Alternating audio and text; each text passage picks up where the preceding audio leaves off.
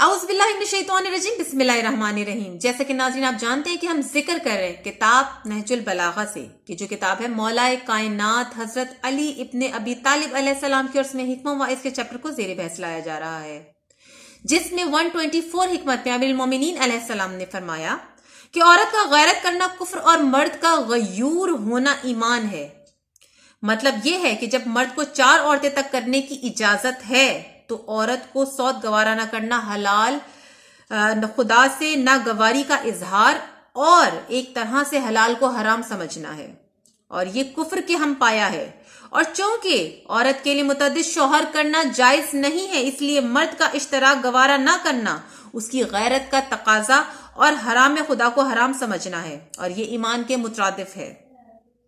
مرد عورت میں تفریق اس لیے ہے کہ تاکہ تولید بقائے نسل انسانی میں کوئی روک پیدا نہ ہو سکے، کیونکہ یہ مقصد اسی صورت میں بدرجہ اتم حاصل ہو سکتا ہے کہ جب مرد کے لیے تعداد ازواج کی اجازت ہو، کیونکہ ایک مرد ایک ہی زمانے میں متعدد اولادیں ہو سکتی ہیں، اور عورت اس سے معذور اور قاصر ہے کہ وہ متعدد مردوں کے عقد میں آنے کے بعد متعدد اولادیں پیدا کر سکے، کیونکہ زمانہ حمل میں 2 بار حمل کا سوال ہی پیدا نہیں ہوتا۔ اس کے علاوہ اس پر ایسے حالات بھی طاری ہوتے ہیں کہ مرد کو اس سے کنارہ کشی اختیار کرنی پڑتی ہے۔ چنانچہ حیض اور رضاعت کا زمانہ ایسا ہی ہوتا ہے کہ جس سے تولید کا سلسلہ رک جاتا ہے، اور اگر متعدد ازواج ہوں گی تو سلسلہ تولید بھی جاری رہے گا، کیونکہ متعدد بیویوں میں سے کوئی نہ کوئی بیوی ان عوارض سے خالی ہوگی جس سے نسل انسانی کی ترقی کا مقصد حاصل ہوتا رہے گا، کیونکہ مرد کے لیے ایسے مواقع پیدا نہیں ہوتے کہ جو سلسلہ تولید میں روک بن سکے۔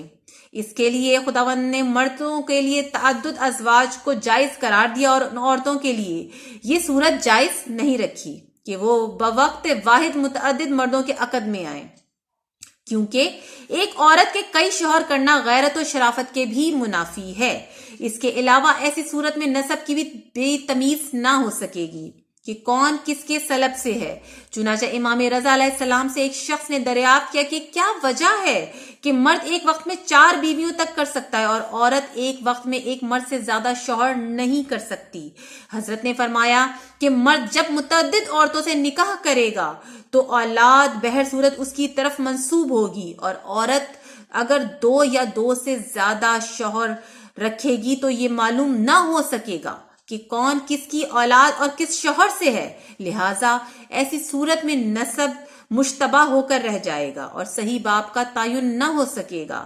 اور یہ عمل اس مولود کے مفاد کے بھی خلاف ہوگا، کیونکہ کوئی بھی بحیثیت باپ اس کی تربیت کی طرف متوجہ نہ ہوگا، جس سے وہ اخلاق و آداب سے بے بہرا اور تعلیم سے تربیت سے محروم رہ جائے گا۔ اگر آپ کو ویڈیو اچھی لگے تو اس کو لائک اور سبسکرائب ضرور کیجیے گا۔ سننے کا بہت شکریہ۔